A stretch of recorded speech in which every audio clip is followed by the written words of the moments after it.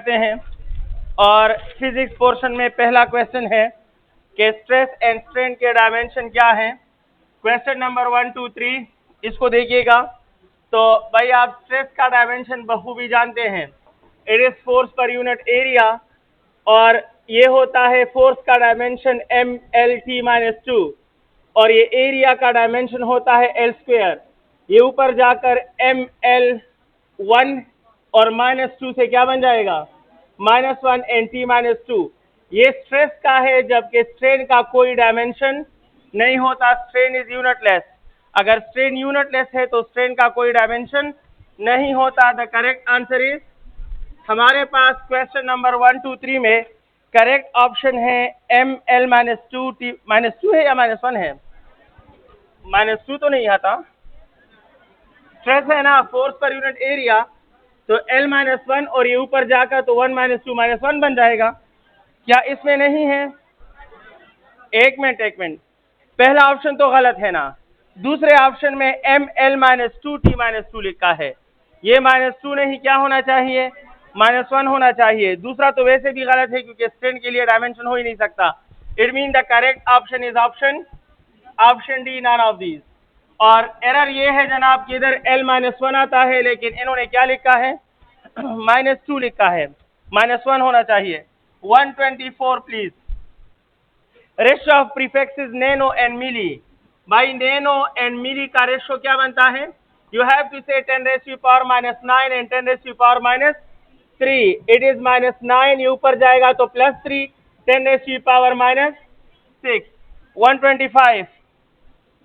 125 says which of the following is a dimensional variable? कौन सा dimensional variable है? Dimensional मतलब जिसका डायमेंशन हो, जिसका डायमेंशन 0 ना हो। क्या स्ट्रेन का डायमेंशन होता है? तो स्ट्रेन तो डायमेंशन लेस है, डायमेंशनल तो नहीं है ना। अच्छा, क्या कोएफिशिएंट ऑफ फ्रिक्शन का डायमेंशन होता है? वो भी डायमेंशन लेस है। क्या जी का डायमेंशन होता है? जी का डायमेंशन होता है, लेकिन ये वेरिएबल नहीं है। ये variable G is a dimensional constant. It is not a dimensional. So the correct answer is none, because G is dimensional constant. It is dimensional constant. It is not a dimensional variable. और हमारे पास non ठीक है। 126 please. 10 gram per centimetre cube. किस जी बोले? आवाज slow कम का, speed slow कम। खाजा गो Rehana. 126। 10 gram per centimetre cube. 10 gram per centimetre cube को केजी पर मीटर क्यूब में कन्वर्ट करना है। इजी है भाई। 10 की जगह 10 gram is equal to 10⁻³ kilogram, जानते हो ना। और divide by 1 centimetre cube is equal to 10⁻6 metre cube. आपको इनकी वैल्यूज याद हो तो डायरेक्ट कन्वर्जन हो सकते हैं।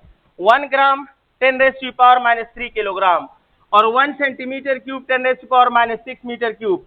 ये -3 और ये -3 कैंसिल होकर सिर्फ -3 रह जाएंगे।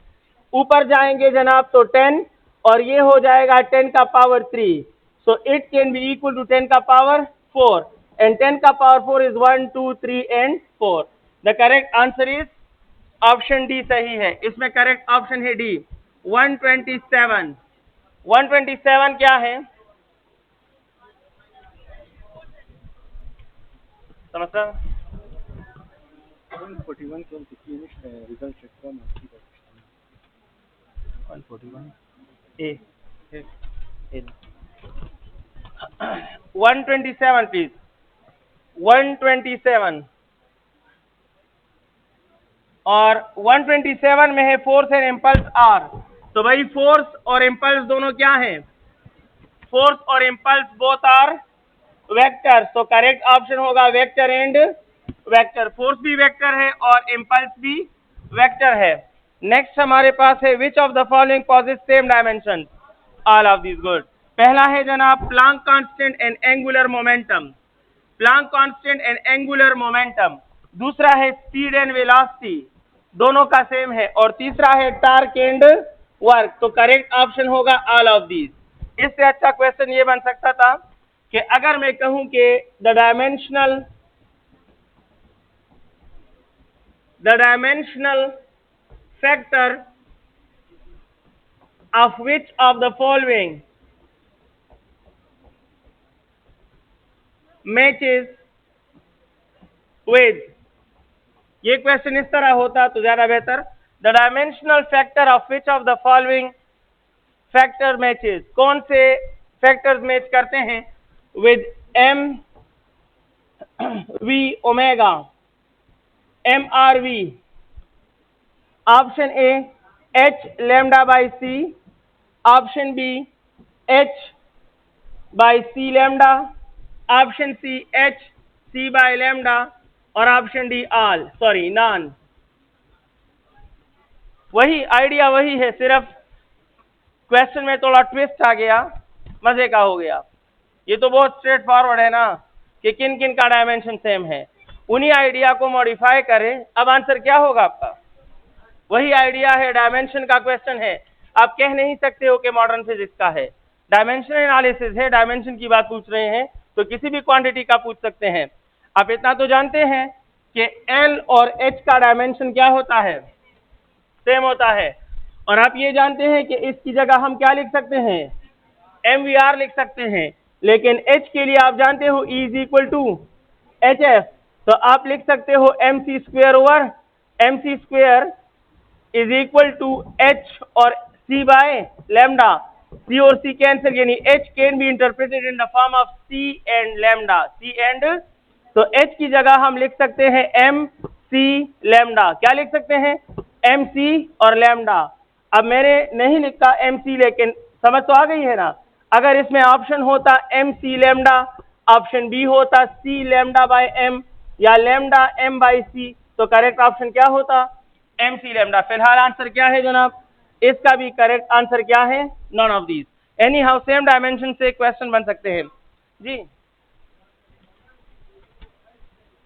तेज हुआ है खाना, तेज हुआ है।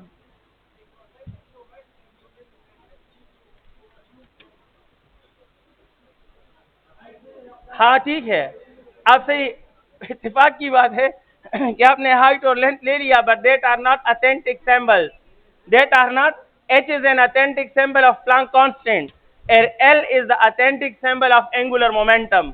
समझ गए हो? वो इत्तेफाक की बात है कि आपने हाइट और लेंथ ले लिया, वो भी आप इसमें सेम है, लेकिन वो इससे रिप्रेजेंट नहीं होते हैं। अच्छा 129 please. The number of significant figures in the given reading, क्या होगा आंसर? 6.0000300। इसमें सिग्निफिकेंट फिगर कितने हैं? अजीब बात करते हो, 6 कहाँ से आ गए हैं? पहली बात, रूल सुने, पॉइंट से इस तरफ जीरो तो कभी भी सिग्निफिकेंट नहीं होता। वो सारे जीरो जो नॉन जीरो डिजिट से इस तरफ हो वो कभी भी significant. All the zeros exist on the left side of a non zero digit are always non significant.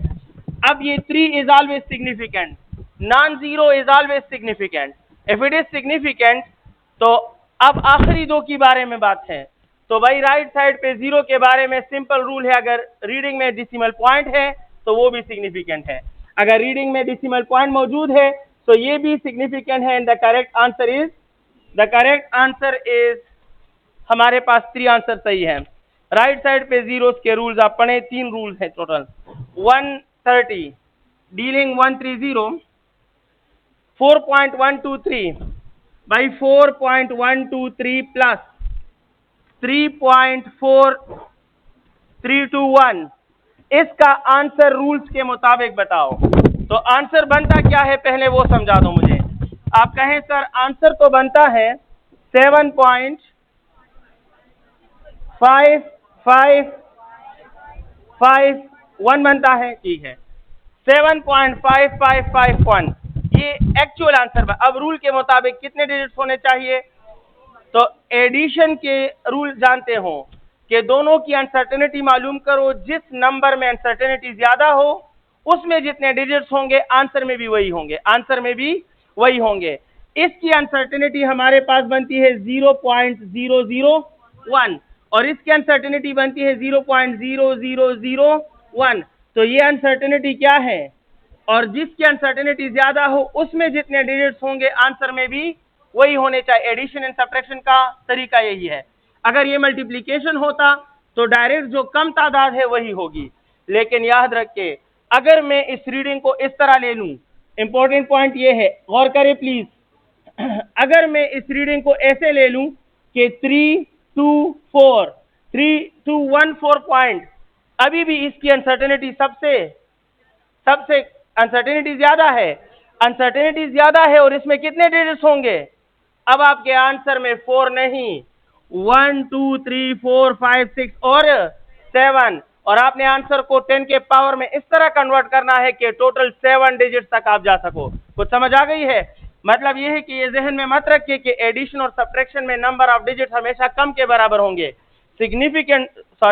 Uncertainty जिसकी ज्यादा हो, चाहे उसमें ज्यादा डिजिट्स हो चाहे कम डिजिट्स हो, आंसर को उस तक लेके जाओगे, आंसर को उस तक। यानी अब यहां से हम 1 काट रहे हैं क्योंकि 5 से 4 में जाना है, ये नहीं है।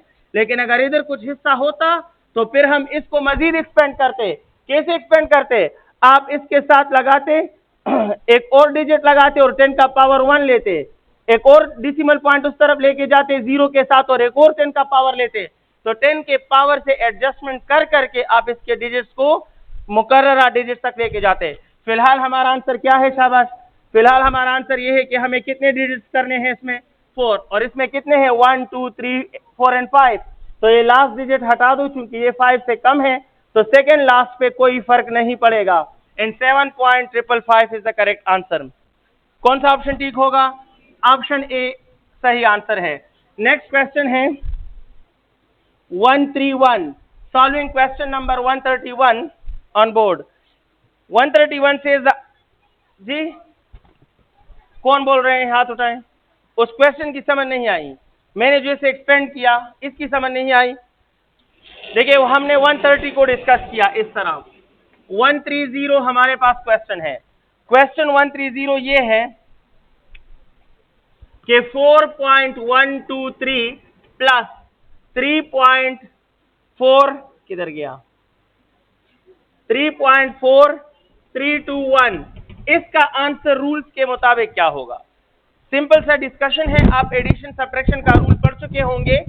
एडिशन और सब्ट्रैक्शन का रूल ये है कि दोनों रीडिंग की अनसर्टेनिटी मालूम करो। दोनों की अनसर्टेनिटी, जिसकी अनसर्टेनिटी ज्यादा होगी वही तादाद आपने आंसर में मेंटेन करना होगा, आंसर में वही तादाद मेंटेन करना होगा। रीडिंग्स में जिनकी अनसर्टेनिटी ज्यादा है उसमें तादाद गिन लो, उसमें जितने डिजिट्स हैं आपके आंसर में उतने होने चाहिए। फिलहाल इसकी अनसर्टेनिटी पॉइंट की जगह 0.12 की जगह 00, लास्ट की जगह 1, और इसकी अनसर्टेनिटी है 0.0001। तो इसकी अनसर्टेनिटी क्या है? जिसकी अनसर्टेनिटी ज्यादा हो उतने ही डिजिट्स आंसर में होने चाहिए। अगर आप दोनों को ऐड करो तो आंसर बनता है 7.5551। कितने डिजिट्स बनते हैं? 5। लेकिन रूल कहता है कि कितने डिजिट्स रखने हैं? रूल के मुताबिक 4 रखने हैं। अब 4 रखने के लिए लास्ट डिजिट को हटा दीजिए, लेकिन वो 5 से कम है तो बाकी फिगर पर कोई असर नहीं पड़ेगा। इट मीन के द करेक्ट आंसर इज 7.555। मैंने जो साथ में एक्सप्लेन करके दिया कि स्टूडेंट अक्सर मल्टीप्लिकेशन और एडिशन में फर्क नहीं कर पाते और वो कहते हैं बस जितने कम हो वही एडजस्ट करो। नहीं, अगर ये क्वेश्चन इस तरह ना होता और ये होता 3214.123 प्लस 3.4321, तो इसकी अनसर्टेनिटी 0.001 है और इसकी अनसर्टेनिटी 0.0001 है। एक बार फिर ये अनसर्टेनिटी क्या है? अगर ये अनसर्टेनिटी ज्यादा है तो इसके आंसर में आप कितने डिजिट से एडजस्ट करोगे? 1 2 3 4 5 6 7। तो फिर आप इस आंसर को 7.5551 को कम नहीं ज्यादा करोगे। कितने डिजिट तक ज्यादा करोगे? 7 डिजिट तक। अब वो कैसे कर सकते हो? तो आपके पास तरीका है जनाब, आप कर सकते हो। पॉइंट के बाद अगर आप 0 लगा दो चलता है, 0 लगा दो, 0 लगा दो, 1 2 3 4 5 6 7, कितने हो गए? 7। अब ये ठीक, ये इसका करेक्ट फॉर्म होगा। अगर आप 10 के पावर में लिखो तो भी ठीक है, लेकिन टोटल आपने 7 डिजिट एडजस्ट करने होंगे। समझ आ गई है? मतलब ये है कि एडिशन में डिजिट्स कम भी हो सकते हैं और डिजिट्स ज्यादा भी हो सकते हैं। मल्टीप्लिकेशन और डिवीजन में हमेशा कम होते हैं, हमेशा कम होते हैं। ये समझाने की कोशिश की। आपने सीखा होगा। 131 please. 131 the uncertainty in area of a square is 2%. By percent uncertainty in area is 2%. कहते हैं परसेंट अनसर्टेनिटी इन साइड लेंथ क्या होगा? तो किस चीज के लिए बात कर रहे हैं? स्क्वायर के लिए। किसके लिए? स्क्वायर। तो आप जानते हैं कि as we now that area is equal to L square, यही होता है ना फार्मूला। फार्मूला ये है। अब आप गौर से देखें तो पावर रूल अप्लाई होगा, और according to power rule percent uncertainty in area is equal to power multiply by percent uncertainty in length. ये रूल है भाई, आपने बुक में पढ़ा होगा। Power rule, percent uncertainty in area is equal to power multiply by percent uncertainty in length. इन्होंने कहा कि percent uncertainty in area is 2 और पावर भी हमारे पास 2 ही है, और परसेंट अनसर्टेनिटी इन लेंथ हम मालूम कर रहे हैं। 2 और 2 कैंसिल, तो परसेंट अनसर्टेनिटी इन लेंथ की वैल्यू क्या आ रही है? 1%। It is 1%। 1% आंसर में कौन सा ऑप्शन सही है? सी ऑप्शन ठीक है। 132 पे बात करते हैं। The error in a reading because of poor observation. Poor observation से कौन सा एरर बनता है? सिस्टमैटिक बनता है, रैंडम बनता है, या पर्सनल बनता है? ऑब्जर्वेशन कौन करता है? ऑब्जर्वर करता है, पर्सन करता है। तो जब खराब ऑब्जर्वेशन करेगा तो एरर कौन सा होगा जनाब? The error will be personal error. 133 पे बात करें। If a is equal to 2i plus 2j, b is equal to minus 4i minus 4j, then 2a minus b क्या होगा? तो जनाब जो मालूम करना है वो कर रहा हूं, मैं इसको सॉल्व कर लेता हूं। मेरे पास है कि मुझे आपको बताना है 2a minus b। मैं वैल्यूज पुट करूंगा, मालूम कर लूंगा। 2 की जगह 2, a की जगह मुझे इंफॉर्मेशन मिली है, a की जगह मिला है 2i प्लस 2j माइनस इन्होंने मुझे कैलकुलेशन में दिया है, और b की जगह मुझे मिला है माइनस 4i माइनस 4j। समझ गए हैं ना? मैंने 2 की जगह 2 लिखा, a की जगह a लिखा, माइनस की जगह माइनस और b की जगह b। अब सॉल्व करें, इसमें क्या है? 2 2 jar 4i plus plus plus 4j minus minus plus 4i और माइनस माइनस प्लस 4j। तो 4i प्लस 4i क्या बनेगा? 8i। It will become 8i plus 4j plus 4j, तो इट विल बिकम 8j। समझ गए हो? इनसे नल वेक्टर नहीं बनता, क्या बनता है? 8i plus 8j। The correct option is option B. 134 on the mark. 134 क्या है? The resultant of 2 vector is 10। ठीक है। If a is 15 and b is 5, then angle between them। सीधा सा क्वेश्चन है। 134 कहते हैं रिजल्टेंट दिया है, the resultant of 2 vector is 10। कहते हैं कि रिजल्टेंट हमारे पास 10 है। अगर a जो है, अच्छा क्वेश्चन है, अगर a का मैग्नीट्यूड 5 है और b का मैग्नीट्यूड 10 है, 15 है, सॉरी मैं गलत हूँ बिल्कुल। अगर a 15 है और b 5 है तो एंगल क्या होगा? बहुत सिंपल क्वेश्चन है, अच्छा है, लफ्जों में छुपा है लेकिन अच्छा क्वेश्चन है। अगर मैं कहूं कि रिजल्टेंट 10 है, इस तरह का एंगल मालूम करने का आसान तरीका है कि पहले ये जान लो कि रिजल्टेंट मिनिमम है या मैक्सिमम है। फिलहाल मिनिमम और मैक्सिमम रिजल्टेंट हम लोग कैसे जानते हैं? आप कहें सर एडिशन और सब्ट्रैक्शन से। हम जानते हैं कि maximum resultant is equal to a plus b और minimum resultant is equal to, अगर a माइनस b के बराबर आ गया तो ये मिनिमम है, और अगर a प्लस b के बराबर आ गया तो मैक्सिमम, और अगर दोनों के बराबर ना आया तो फिर एक प्रॉब्लम है, आपको प्रॉपर मेथड से सॉल्व करना होगा। ये शॉर्ट फॉर्म हो सकता है। a प्लस b से बनता है 15 प्लस 5 क्या है? क्या आपको रिजल्टेंट 20 मिला है?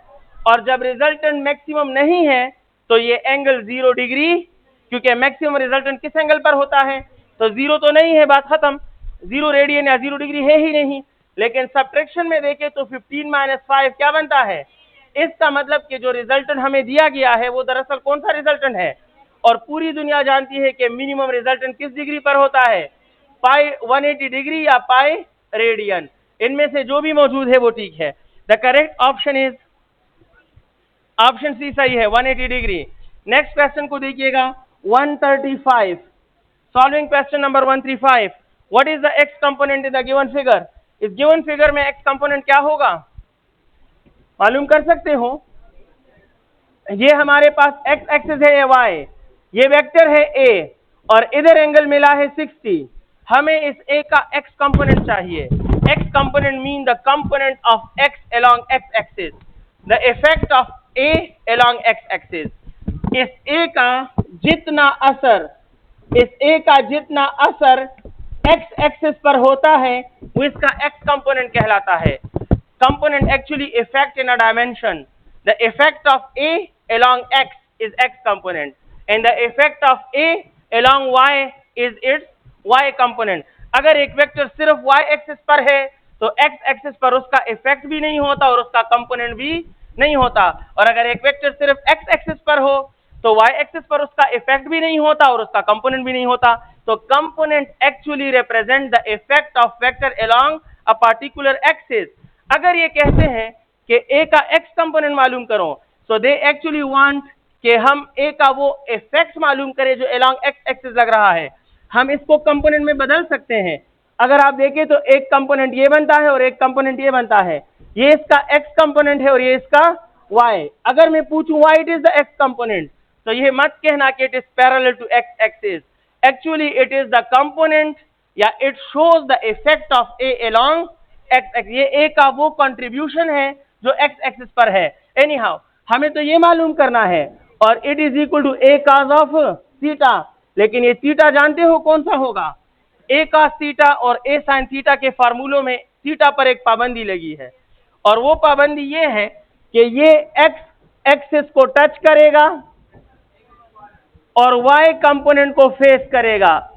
x कंपोनेंट को टच करेगा और y कंपोनेंट को, अच्छा भाई क्या ये 60 पुट कर सकता हूं यहां? नहीं, ये 60 तो y एक्सिस को टच कर रहा है, मुझे ये एंगल पुट करना होगा।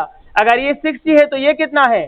30, बिकॉज ये कंडीशन के मुताबिक है, ये x को टच कर रहा है और y का सामना कर रहा है। तो ax is equal to a और cos of 30 which is equal to 0.866 times of a। The x component of this vector is 0.866 times of a। समझ गए हो ना? एंड करेक्ट ऑप्शन होगा 135 में, ऑप्शन डी सही है। नेक्स्ट क्वेश्चन है हमारे पास,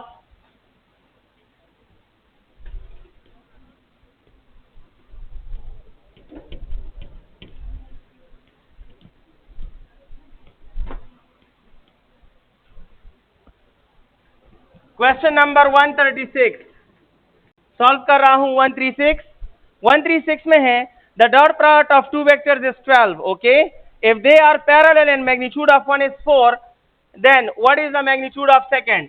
आप सब जानते हैं कि a dot b is equal to A B cos of theta. अब जो क्वेश्चन का इंफॉर्मेशन है मैं पुट कर रहा हूं, इनके इंफॉर्मेशन के मुताबिक ये a डॉट b किसके बराबर है? 12। a का मैग्नीट्यूड कितना है? b का मैग्नीट्यूड हमें बताना है और पैरेलल का मतलब है कि एंगल इज 0। पैरेलल का मतलब है कि एंगल इज 0 पुट कर दें और 12 इज इक्वल टू 4b और cos of 0 is, so b is equal to 12 by 4, it is equal to 3। Next question 137 says which of the following equation is dimensionally correct only? वो equation बताओ जो सिर्फ dimensionally correct हो। Dimensionally correct mean के जो खुद ठीक ना हो, वैल्यू इक्वल ना हो, लेफ्ट और राइट की वैल्यू इक्वल ना हो, सिर्फ लेफ्ट और राइट का डायमेंशन सेम हो। तो भाई ऐसा इक्वेशन बताते हैं, देखते हैं। 1 hour is equal to 3600 second. क्या ये ऑप्शन ठीक है? नहीं, ये गलत है। क्यों गलत है? क्योंकि इस तरफ t है और इस तरफ भी t है, तो डायमेंशनली तो ये ठीक है, लेकिन वैसे भी ठीक है। 1 आवर में 3600 सेकेंड होते या नहीं होते? तो ये इक्वेशन सिर्फ डायमेंशनली ठीक नहीं बल्कि बिल्कुल ठीक है। ये इक्वेशन बिल्कुल ठीक है जनाब, और बिल्कुल ठीक नहीं मांगा गया, वो मांगा गया है जो सिर्फ डायमेंशनली ठीक हो। समझ आ गई है ना? तो ये ऑप्शन गलत है। अब ऑप्शन बी को देखिएगा। ऑप्शन बी कह रहा है 1 minute is equal to 60 second. ये भी बिल्कुल ठीक है, यही है ना? अगर ये बिल्कुल ठीक है तो हमारे लिए गलत है और ये भी गलत है। नेक्स्ट हमारे पास है C, 1 kilometre is equal to 5 metre. अगर आप देखें तो किलोमीटर मीन L और मीटर मीन तो लेफ्ट और राइट के डायमेंशन तो सेम है लेकिन वैल्यू सेम। ये इक्वेशन गलत है बट डायमेंशनली ठीक है, और हमसे यही मांगा है कि वही इक्वेशन बताओ जो सिर्फ डायमेंशनली ठीक हो। कौन सा इक्वेशन बताओ जो सिर्फ डायमेंशनली ठीक हो, जो खुद ठीक 5 kilometre is not equal to 5 metre या 1 kilometre is not equal to 5 metre. ये बात गलत है बट डायमेंशनली ठीक है। कौन सा ऑप्शन ठीक है? सी सही है। Next question 138 please. 138 क्या कहता है? The torque in a body under the effect of centripetal force. शाबाश। कहते हैं कि टॉर्क की वैल्यू क्या होगी जब ओनली सेंट्रीपिटल फोर्स हो। तो पूरी दुनिया जानती है कि सेंट्रीपिटल फोर्स का टॉर्क हमेशा क्या होता है? जीरो। अगर मैं आपसे क्वेश्चन करूं, गौर करें please, the value of torque for centripetal force is zero because option A, because centripetal force provide maximum effect towards center. Option B, centripetal force is perpendicular to velocity. Option C, centripetal force produce zero angular momentum. Or option D, none of these. The correct answer is कि it produce zero angular momentum. ना ये 90 की वजह से, ना ये zero की वजह से, ना ये मैक्सिमम इफेक्ट की वजह से सेंट्रीपिटल फोर्स के लिए मोमेंट आर्म नहीं बनता। और जहां मोमेंट आर्म जीरो हो जाए तो टॉर्क क्या हो जाता है? Because torque is directly proportional to, तो जो फोर्स मोमेंट आर्म को जीरो कर दे वो डेफिनेटली टॉर्क को क्या करेगा? जीरो करेगा। समझ गए हो? The zero torque in centripetal force is because of zero moment arm, because of zero moment arm. 139 ये कहता है which one of the following is not a physical quantity. Mass एक फिजिकल क्वांटिटी है, current एक physical quantity है, angular displacement एक physical quantity है। इसमें कोई भी ऐसा नहीं जो फिजिकल क्वांटिटी ना हो। अच्छा, इसके अच्छे ऑप्शन क्या होते? अगर मैं कहता विच of the following is not a physical quantity, मुझे ऑप्शन ये लिखने चाहिए थे। पहला ऑप्शन, वैसे कह रहा हूं आपके लिए, अब तो आंसर नॉन ही है, लेकिन मैं आपके लिए आंसर लिखता reluctance. Reluctance. Option B coercivity. Option C resonance. और option D both B and C. Which of the following is not a physical quantity?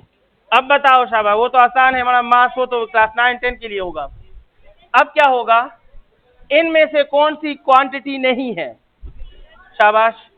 Reluctance is a physical quantity, keep in your mind, and coercivity is a situation, it is a situation, and resonance is also a situation. ये क्या है?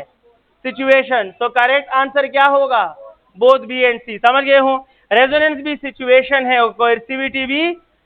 कोएर्सिविटी is a specific situation of hysteresis and resonance is a special situation of gain of energy from environment, gain of energy from environment।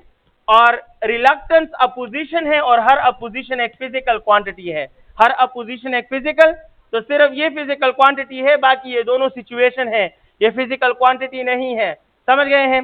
वैसे अब तो non होगा ना, मैंने तो ऑप्शन कुछ और दिए हैं। एनीहाउ 140 क्या होगा?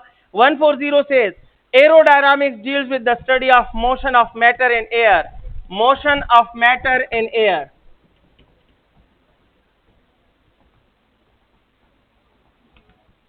141 an area of 6.25 centimetre square कितने इंच स्क्वायर के बराबर है? अच्छे स्टूडेंट वो होंगे जिनको ये रिलेशन याद हो। 1 inch is equal to 2.5 centimetre. अब दोनों का जरा स्क्वायर ले लें, दोनों का स्क्वायर ले लें तो you will get 1 inch square is equal to 6.25 centimetre square. तो 6.25 centimetre is equal to 1 inch square. Correct option क्या होगा? Correct option is A. 142 please.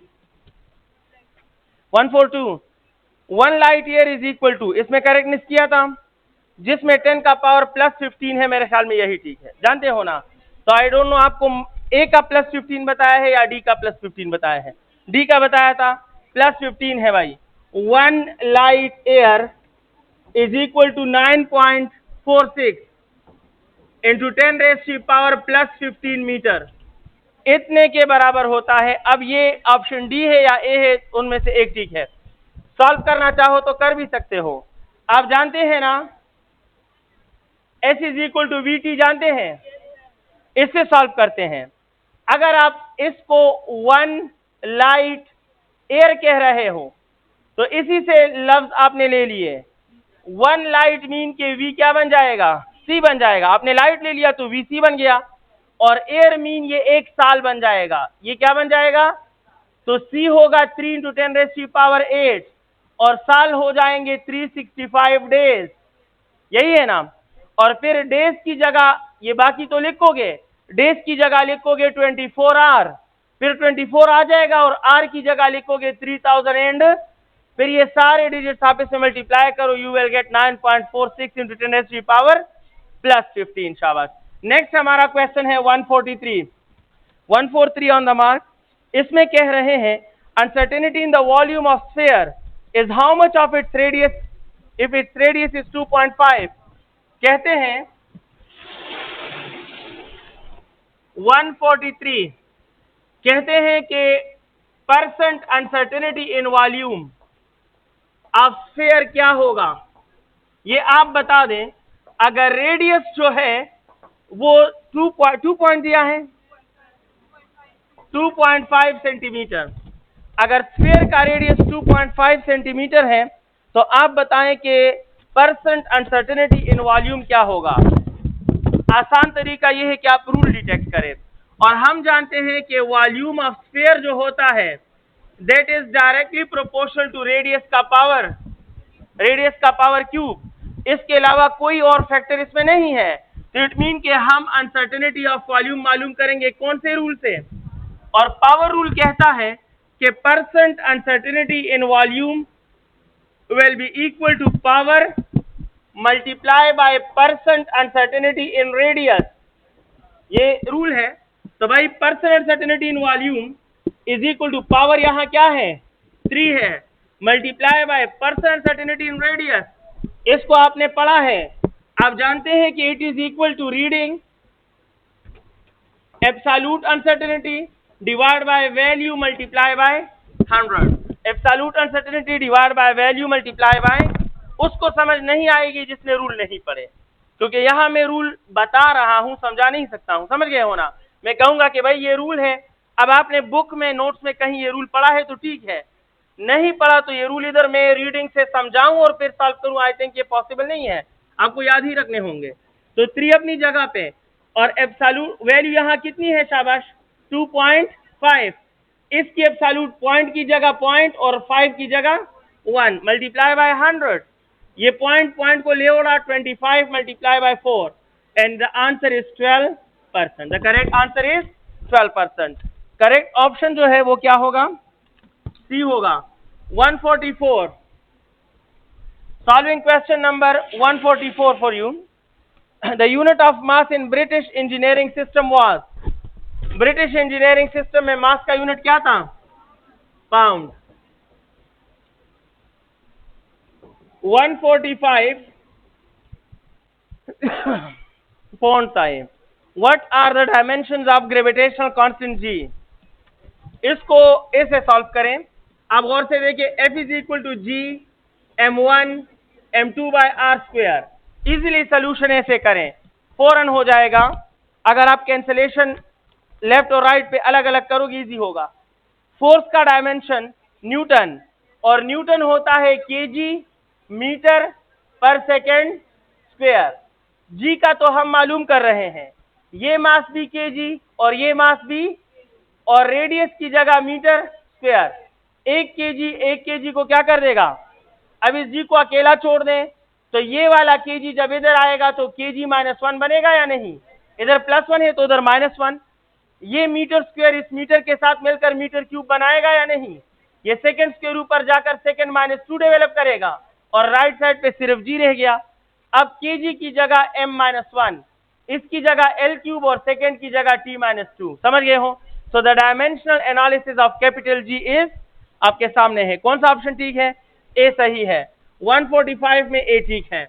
Next question है मेरा, ये रिमूव करूं,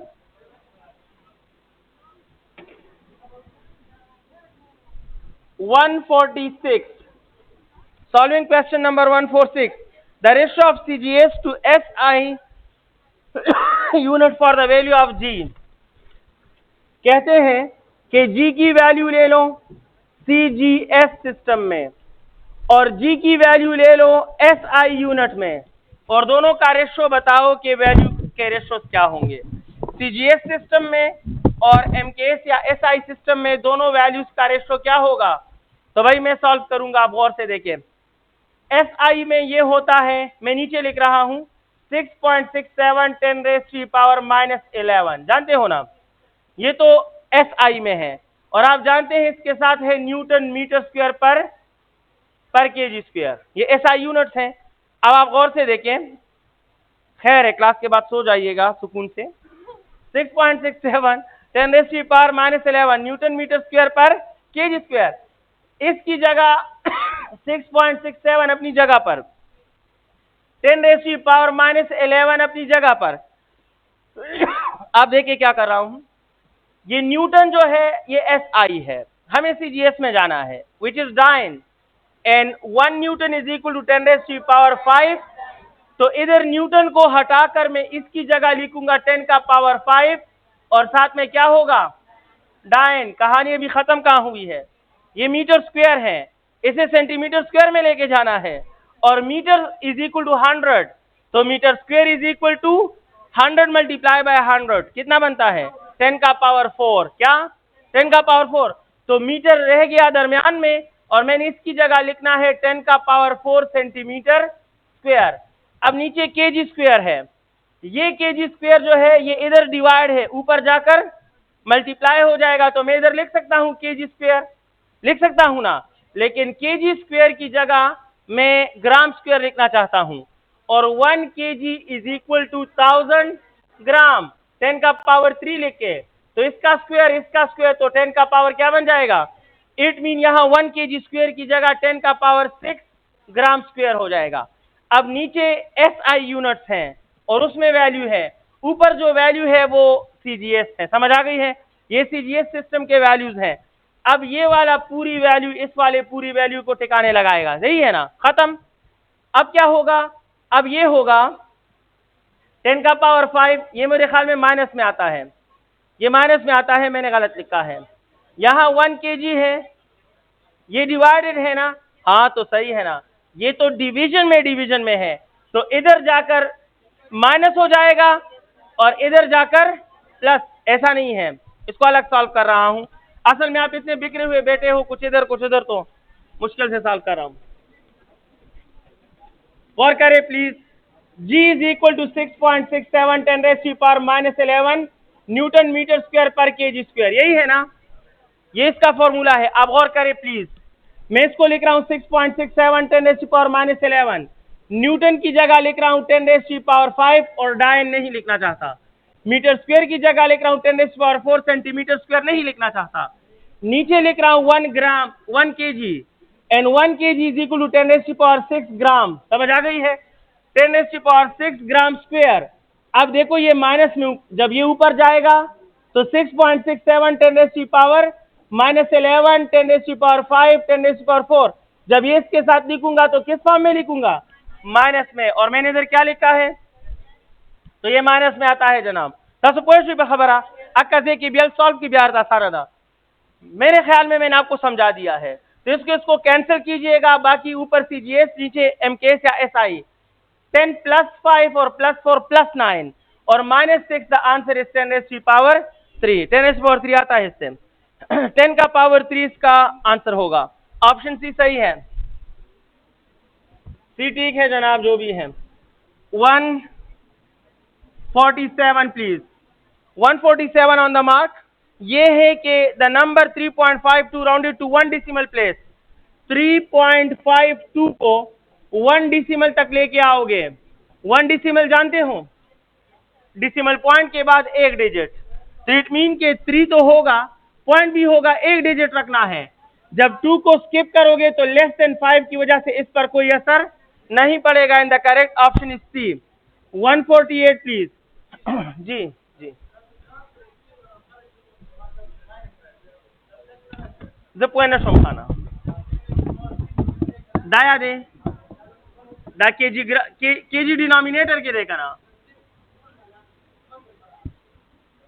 जने पोए शोमा दा यादे आगे के मग और आगे की बात जो पे पोएगा मैं होता पे नशम पोया बोले, इसलिए मैंने अलहदा सॉल्व किया। अगर फिर भी नहीं समझते तो ऐसे सॉल्व करो, ट्राई करो। मैंने किया है भाई, इसलिए मैंने अलहदा सॉल्व किया, वहां गलत हो जाएंगे, सही है। ऐसे अलहदा सॉल्व करो। 10 कोई खाना जी की वैल्यू SI में ले लो, वो तो 6.6 है। फिर इसको दोबारा ले लें और एक एक यूनिट को CGS में कन्वर्ट करें, फाइनल वैल्यू आ जाएगी, वो final value divide by initial value कर दें, यू विल गेट 10^3, सही है। 148 प्लीज। 148 क्या है? इसमें है 1 slug is equal to 14.6 kilogram, जानते हो ना। The SI unit of mass is option A slug, option B pound, option C newton, option D none of these, क्योंकि SI इसका यूनिट स्लग नहीं है। Good. 149 next question, don't talk please. The dimension of Planck constant is same as that of angular momentum 150 using directional analysis. कौन सा option बाकी सबसे different है? तो पहले ऑप्शन में टार्क एंड फोर्स दोनों वेक्टर हैं, दूसरे ऑप्शन में इंपल्स एंड इंपल्सिव फोर्स दोनों वेक्टर हैं, और ऑप्शन डी में मोमेंटम और वेलोसिटी दोनों वेक्टर हैं। सिर्फ ऑप्शन सी में फ्लक्स और इलेक्ट्रिक पोटेंशियल दोनों स्केलर हैं। तो कौन सा ऑप्शन डिफरेंट है? कौन सा ऑप्शन सबसे डिफरेंट है? वो है सी, क्योंकि इसमें स्केलर है, बाकी सब में वेक्टर्स हैं। 151 प्लीज। 150 जी, कौन सा? 148। 1 स्लग इज 14.6 kg। मैंने कहा कि slug is the standard unit of mass, या the SI unit of mass is, तो फिर स्लग नहीं आएगा। Slug is not the SI unit. एक दो बार क्वेश्चन रिपीट हो चुका था, इसलिए कह रहा हूं। स्लग मास का यूनिट है लेकिन स्टैंडर्ड यूनिट नहीं है। अगर स्टेटमेंट में हो the standard unit of mass is, और ऑप्शन ए हो सेकंड, ऑप्शन बी हो जॉल, ऑप्शन सी हो स्लग और ऑप्शन डी हो नॉन, तो आंसर क्या होगा? नॉन होगा, क्योंकि स्लग यूनिट है बट SI यूनिट नहीं है। 151 तासु पोए की सच्ची समय अच्छे चीज खोना वाम करना, ठीक है। संगा खाना यो का खबरों की लास्ट शत कजबा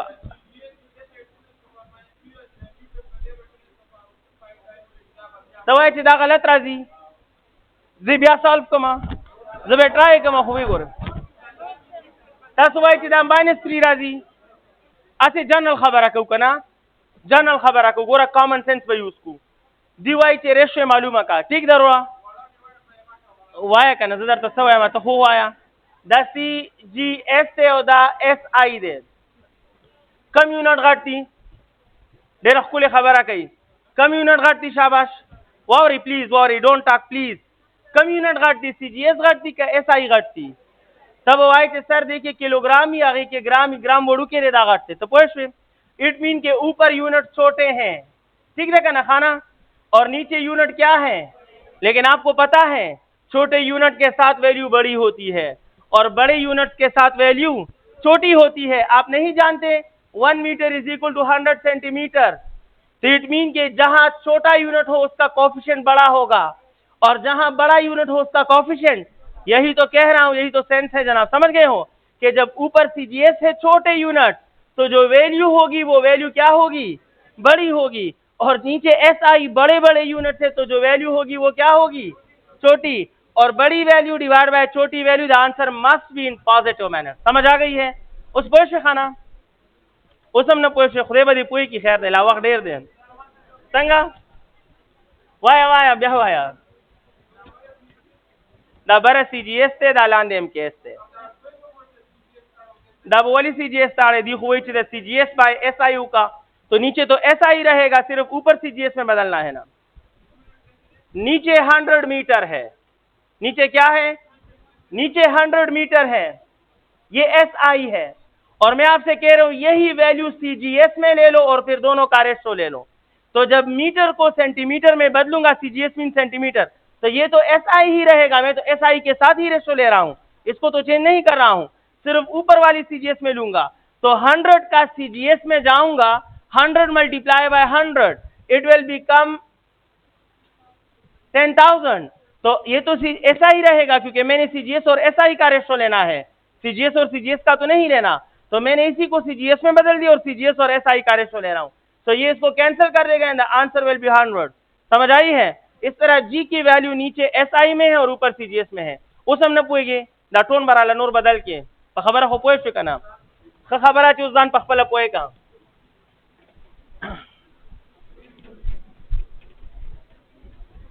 या गलत कमरा तुम रगट फर्क भी न प्रूदी। हाँ, नेक्स्ट क्वेश्चन है जनाब, कौन सा क्वेश्चन कर रहे थे? क्वेश्चन क्या था? 151। 151 क्या है शाबाश, देखते हैं। Two parallel vectors are equal vectors, क्या ये जरूरी है? क्या दो पैरेलल वेक्टर इक्वल हो सकते हैं? जमानम तासुजहन की सराजी, मैं जानता हूं आप कहोगे सर हो सकता है कि एक 100 न्यूटन का हो और एक 200 न्यूटन का हो और दोनों टूवर्ड्स राइट हो तो पैरेलल होंगे लेकिन इक्वल, ये वीक जोन है। बेस्ट डिफरेंस बताओ, एक वेलोसिटी एक फोर्स के कभी इक्वल नहीं हो सकती लेकिन पैरेलल हो सकते हैं। समझ आ गई है? दो वेक्टर जिनका नेचर चेंज है, एक्सेलरेशन एंड वेलोसिटी में भी parallel but they can not be equal. समझ आ गई है? तो पैरेलल वेक्टर हमेशा इक्वल हो ये सवाल ही पैदा नहीं होता क्योंकि दो डिसिमिलर वेक्टर्स में be parallel but they can not be equal. समझ आ गई है? एक फोर्स एक वेलोसिटी के पैरेलल होता है लेकिन इक्वल नहीं होता, तो पैरेलल हमेशा इक्वल नहीं होते, गलत है। ऑर्थोगोनल, ये भी गलत है जनाब, उधर पैरेलल कह रहे हो इधर ऑर्थोगोनल कह रहे हो, दोनों मैच ही नहीं कर रहे। ऑर्थोगोनल परपेंडिकुलर को बोलते हैं, पैरेलल जीरो को बोलते हैं, गलत है। मे और may not be equal vector, यही ठीक है कि अगर वेक्टर पैरेलल हैं, अगर पैरेलल हैं और इसके साथ तीन शराइत है, क्या है जनाब? तीन शराइत हैं। वो तीन शराइत क्या है शाबाश? पहली बात कि इनका नेचर क्या हो? सेम हो, यानी दोनों फोर्सेस हो और दोनों के मैग्नीट्यूड की वैल्यू इक्वल हो। दोनों फोर्सेस तो हैं लेकिन एक 10 न्यूटन है और एक 20, फिर भी इक्वलिटी नहीं होगी। और दोनों का पैरेलल है, बस दो शराइतें हैं, फिर दो शराइत मजीद है क्योंकि पैरेलल में सेम डायरेक्शन ऑलरेडी आ चुका है। समझ गए हो? तो अगर पैरेलल के साथ ये दो शर्तें हैं तो तब ये क्या है? इक्वल। और अगर ये दो शर्तें नहीं हैं तो फिर वो क्या होंगे? अनइक्वल। तो पैरेलल वेक्टर इक्वल हो भी सकते हैं और नहीं भी हो सकते, ये शराइत उनके साथ हो तो इक्वल वरना नहीं। 152 ऑप्शन सी 151 में ठीक है। 152 please, the vector product of two collinear vectors, vector product A cross B, और आप जानते हो कि ए क्रॉस बी में कौन सा फैक्टर एक्टिव होता है? A cross B based on sine theta. अब बताओ शाबाश, कोलिनियर वेक्टर में थीटा क्या होता है? What is the minimum angle for collinear vector? 0. And what is the maximum angle? 180. इनके अलावा एंगल नहीं होता। जब दो वेक्टर कोलिनियर होते हैं ना तो एंगल या 0 लोगे और या 180, क्योंकि कोलिनियर मीन एक ही लाइन पर, अगर ये एक लाइन है तो इस पर जो भी वेक्टर आएगा वो कोलिनियर, अगर दोनों सेम डायरेक्शन में तो 0 और इसी लाइन पर एक वेक्टर अपोजिट डायरेक्शन में तो एंगल क्या होगा? 180। कोलिनियर मीन सेम लाइन पर, और सेम लाइन पर सेम डायरेक्शन भी हो सकते हैं, अपोजिट भी, इसके अलावा एंगल पॉसिबल। और चाहे इधर 0 पुट करो चाहे 180 पुट करो, द आंसर इज 0। तो फिर क्या होगा आंसर? 0 लोगे या 0 वेक्टर लोगे?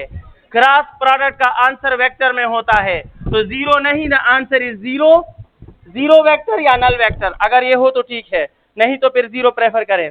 152 प्लीज, नल वेक्टर, ऑप्शन कौन सा ठीक होगा? सी। 153 on the board. The minimum number of forces whose vector sum is equal to 0. कम से कम कितने फोर्सेस से आप 0 रिजल्टेंट ले सकते हो? 2। कैसे? ग्राफिकल रहता हुआ ये खाना क्या बताया था आपको क्लास में? 0 रिजल्टेंट लेने का तरीका बताओ शाबाश से। तरीका रहता हुआ खाना संग 0 रिजल्टेंट का मतलब क्या था? इसी क्लास में हमारी क्लासें शुरू हुई थी और इसी बोर्ड पे समझाया था। शाबाश। और टूल नजियात डिस्कशन पर कमता करे हो अवक्कल तनासु दगा चिकम दा याद दीदर तक ना हजरत माता याद दिनो। भाई आपको बताया था रिजल्टेंट 0 होने का तरीका ये है कि इनिशियल और फाइनल पॉइंट सेम हो जाएं। तासु कसुक दो नमा नहीं हो जेडर ड्राकोमा अगर मैं कहूं कि एक वेक्टर मुझे यहां से यहां ले गया, अब दूसरा वेक्टर जो मुझे वापस इस टेल तक पहुंचा सकता है एक भी काफी है। अगर मैं इसी जगह पर इसके साथ एक और वेक्टर इसका अपोजिट और इक्वल ड्रा करूं तो इनिशियल और फाइनल क्या हो जाते हैं, और जब इनिशियल और फाइनल सेम हो जाते हैं तो रिजल्टेंट क्या हो जाता है। इसका मतलब है कि अगर वेक्टर्स पर कोई पाबंदी ना लगाओ और कहो कि कितने वेक्टर से आप रिजल्टेंट 0 ले सकते हो, तो मैं कहूंगा 2 से कम कितने, 2। एक मुझे इनिशियल से दूर ले जाएगा और एक मुझे वापस इनिशियल पर ले आएगा। लेकिन अगर आप एक शर्त लगा दो, अगर आप एक शर्त लगा दो कि उन वेक्टर्स का मैग्नीट्यूड इक्वल ना हो, आप देख रहे हो यहां दोनों का मैग्नीट्यूड क्या है, अगर मैग्नीट्यूड इक्वल ना हो तो फिर मुझे तीसरे की जरूरत। अब अगर मैं आपसे क्वेश्चन करूं that I have to make resultant 0, कम से कम कितने वेक्टर्स चाहिए, मैग्नीट्यूड का जिक्र नहीं तो 2। और अगर मैं कहूं कि मैग्नीट्यूड इक्वल ना हो तो कितने वेक्टर चाहिए, तो एटलीस्ट आई रिक्वायर 3, क्योंकि फिर मैं यहां से यहां जाऊंगा 10 मीटर, अब दोबारा 10 मीटर नहीं आ सकता क्योंकि शर्त है कि मैग्नीट्यूड इक्वल, तो या 10 से ज्यादा पे जाऊंगा या 10 से कम, तो मुझे 0 पे आने के लिए एक तीसरे वेक्टर की जरूरत पड़ेगी। तो एक क्वेश्चन कितने ट्रेंड में बन सकता है, 2 ट्रेंड में, फ्री, नो कंस्ट्रेंट, कोई पाबंदी नहीं। कितने वेक्टर से रिजल्टेंट 0 हो सकता है, कम से कम बस 2, लेकिन जिनका मैग्नीट्यूड इक्वल ना हो फिर कम से कम कितने चाहिए, फिर एटलीस्ट 3, और अगर मैग्नीट्यूड इक्वल हो तो फिर 2। समझ आ गई है। अच्छा, अगर मैं कहूं अनइक्वल वेक्टर, कदा से हुआ है मुझे 2 अनइक्वल वेक्टर, क्या बस सही, अनइक्वल वेक्टर मैग्नीट्यूड नहीं, अनइक्वल वेक्टर कम कितने हो के रिजल्टेंट 0 हो, दुआ वाली, मैग्नीट्यूड नहीं, वेक्टर अनइक्वल। क्या ये जो 2 मैंने लिए इक्वल है, इक्वल के लिए इत्तेफाक की बात है, डायरेक्शन क्या होना चाहिए, और एक टुवर्ड्स राइट है और एक टुवर्ड्स, तो क्या इक्वल है।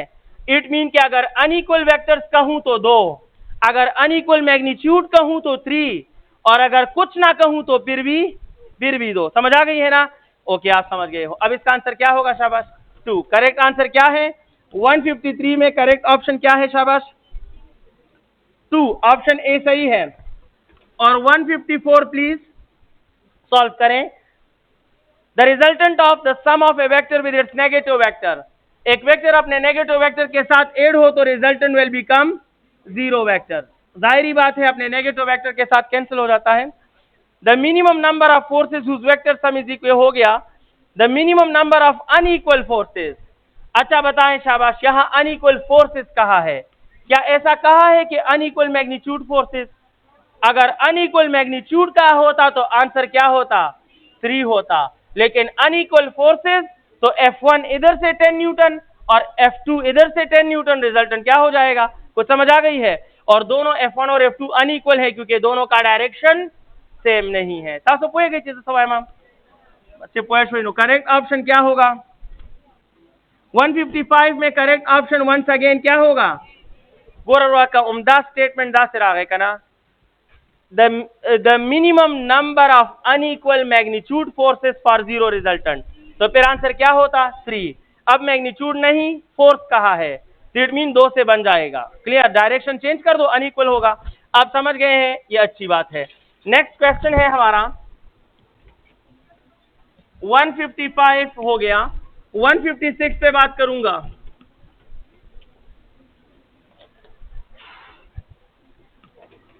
(156) प्लीज।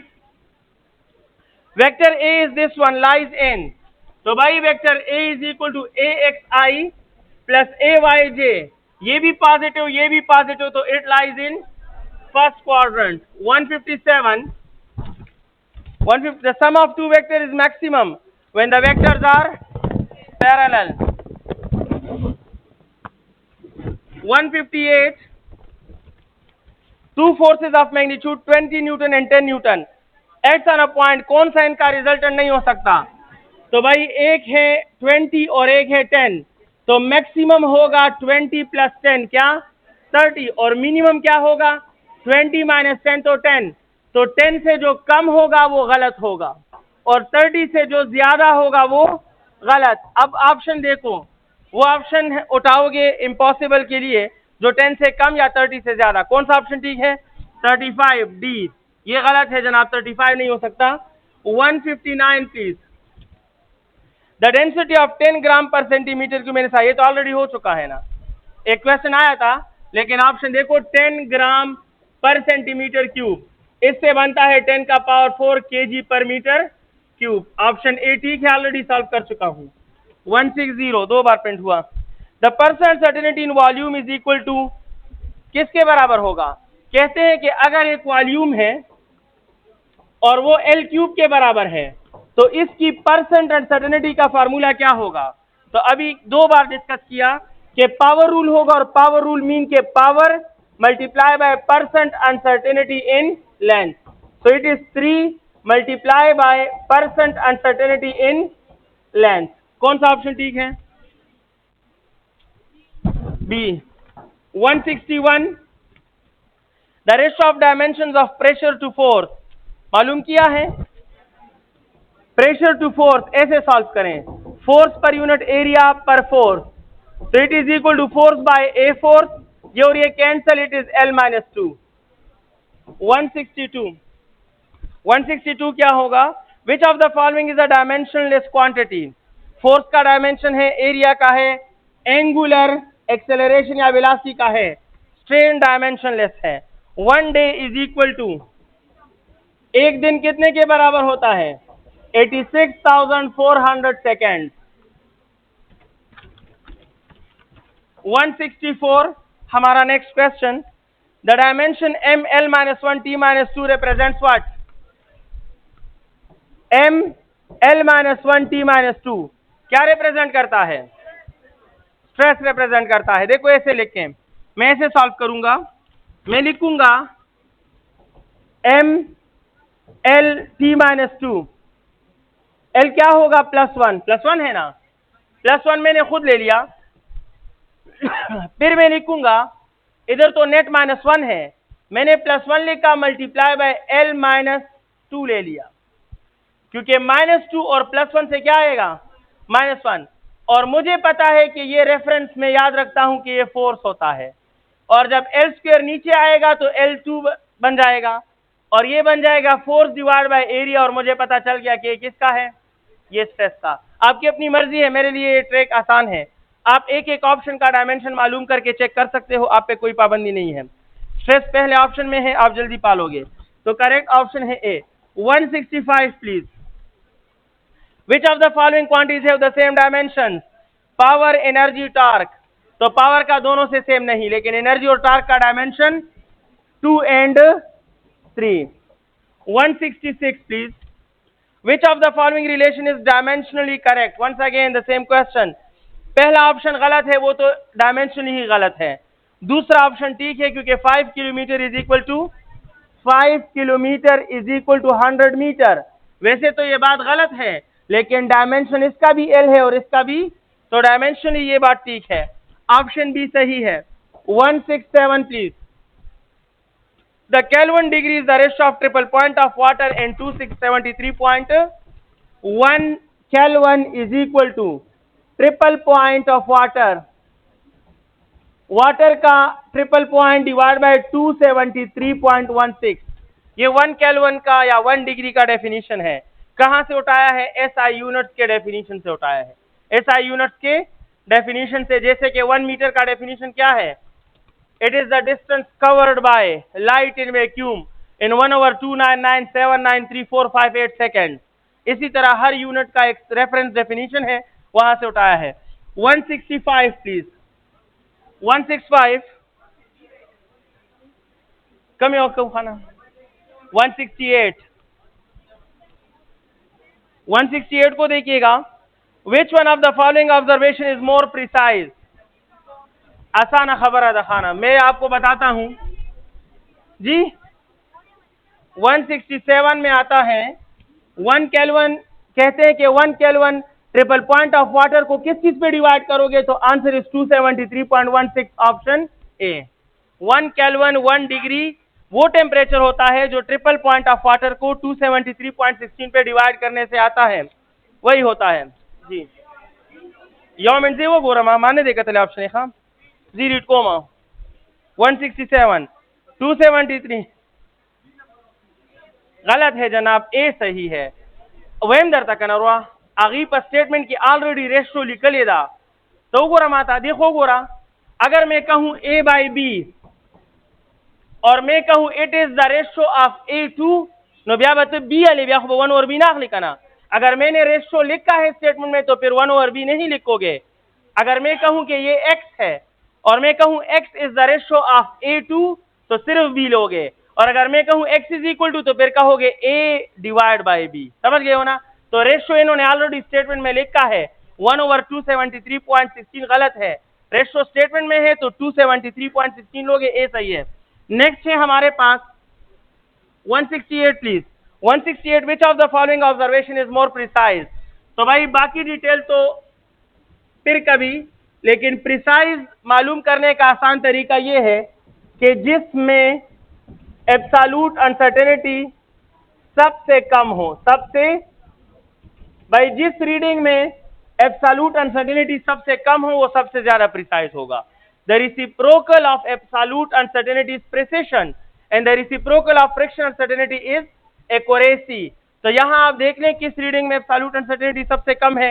यो वायु खा 0.1 सेंटीमीटर पहले में, 0.5 किलोमीटर दूसरे में, 0.5 किलोमीटर तीसरे में और 0.1 माइल डी में। तो सबसे कम अनसर्टेनिटी किसकी है? ए की। So reading A is more precise, it is the most precise because इसकी अनसर्टेनिटी सबसे कम है। 169 प्लीज। हाँ केमिस्ट्री का है बिल्कुल। जमुंग यो क्वेश्चन आगी तबाड़ा बोली। The amount of substance have same number of elementary entities is 0.02 kg। सीधी सी बात है भाई, अगर 0.012 kg होता तो हम कहते हैं 1, इसे 1 मोल कहते हैं, 1 मोल कहते हैं ना कार्बन का, और 1 मोल तो अगर आप इसको डबल करें तो 0.024 बन जाएगा, तो ये भी डबल हो जाएगा and it is concern with 2 moles. जहन खुदा हुआ को पता नहीं लगी मातम, चेक करें, यही लग रहा है 2 मोल्स ही होगा। ठीक देखा ना, किलोमोल तो नहीं होगा, मोल में होगा ना, सही है। 170 the ratio of dimensions of impulsive force to gravitational force. भाई इंपल्सिव फोर्स हो या ग्रेविटेशनल फोर्स हो, force by force dimension is 1:1। 171 which one of the following is dimensionless quantity? Angular displacement। Angular displacement dimensionless क्यों है? शाबाश। या इसका unit नहीं है, ये सप्लीमेंट्री है। सप्लीमेंट्री का डायमेंशन क्यों नहीं होता? क्योंकि डायमेंशन डिराइव का होता है और फंडामेंटल में होता है। समझ आई है ना? डायमेंशन क्या है? डिराइव्ड का है, और किस में है? बेस में है, और इसका सप्लीमेंट्री से कोई ताल्लुक। डिराइव्ड को बेस में स्प्लिट करने को डायमेंशन कहते हैं, तो सप्लीमेंट्री से तो इसका ताल्लुक ही नहीं है। समझ आई है ना? डिराइव्ड का सब और बेस में। 172 the angle made by an arc of circle equal to twice of radius. अगर एक बार रेडियस के बराबर हो, अगर आर्क एक बार रेडियस के बराबर हो तो 1 रेडियन, तो अगर आर्क डबल ऑफ रेडियस के बराबर हो तो the angle will be 2 radian and so on. Correct option 2 radian. The ratio of circumference of circle to its diameter. इस क्वेश्चन को सॉल्व करते हैं। कहते हैं कि सर्कल है भाई, और इसके सर्कमफ्रेंस का रेशियो ले लो इसके डायमीटर के साथ। 173 ऑन द मार्क। ये सर्कल है, इस पूरे सर्कमफ्रेंस का इस डायमीटर के साथ रेशियो ले लो, तो 2 पाई आर डिवाइड बाय डायमीटर, और 2 पाई are divide by 2r, 2r और 2r कैंसिल तो पाई। अब ये बताओ ये पाई यहाँ रेडियन में होगा या एक नंबर होगा? बहुत आसान है, याद रखना सर्कमफ्रेंस का कोई भी टुकड़ा अगर सर्कमफ्रेंस को कंपेयर करोगे रेडियस से, then you will get an angle. क्या लोगे? फिर रिजल्ट एंगल होगा, तो ये पाई रेडियन होगा, पाई नंबर नहीं होगा। लेकिन अगर आप सर्कमफ्रेंस को डायमीटर से कंसर्न करोगे तो आप कोई एंगल नहीं ले रहे हो। समझ आ गई है ना? अगर सर्कमफ्रेंस को versus diameter, the answer is a number, it is not an angle. और अगर circumference with radius, the answer is angle. समझ आई है? अगर ये क्वेश्चन में ऐसे कर लेता, गौर करें please, the ratio of circumference of a circle to radius of the circle, तो जो आंसर आता that must be in radian, that the answer must be in radian. लेकिन डायमीटर के साथ ये एक नंबर होगा, ये एक रेडियन, समझ आ गई है? तो आंसर क्या होगा? पाई एज अ नंबर। डायमीटर के साथ नंबर देता है, रेडियस के साथ एंगल देता है।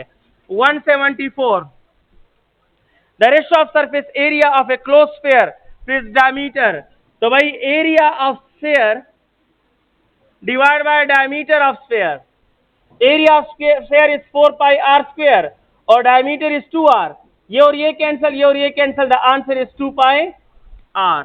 175 अगर दो वेक्टर हैं और इक्वल हैं तो उनके लिए क्या ठीक होगा? भाई उनके लिए ये ठीक होगा कि एक का मैग्नीट्यूड दूसरे के मैग्नीट्यूड के बराबर होगा और उनका डायरेक्शन एक दूसरे के साथ सेम होगा, यानी एंगल क्या होगा? 0 degree. F1 is equal to F2 and theta must be 0, तभी जाकर ये हमारे पास कौन से वेक्टर्स होंगे? They will be equal vector. Equal vector के लिए मैग्नीट्यूड का इक्वल होना भी जरूरी है और उनके दरमियान एंगल का 0 होना भी जरूरी है, तब जाकर वो इक्वल होंगे। नेचर ऑलरेडी क्लियर है क्योंकि दो फोर्सेस हैं तो नेचर ऑलरेडी सेम है।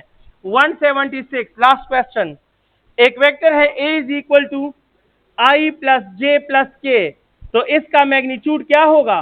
कहे सर अंडर रूट 1 1 1 है ना, तो 1 square plus 1 square plus 1 square under root 3 होगा। समझ गए हैं? फिजिक्स के पोर्शन खत्म।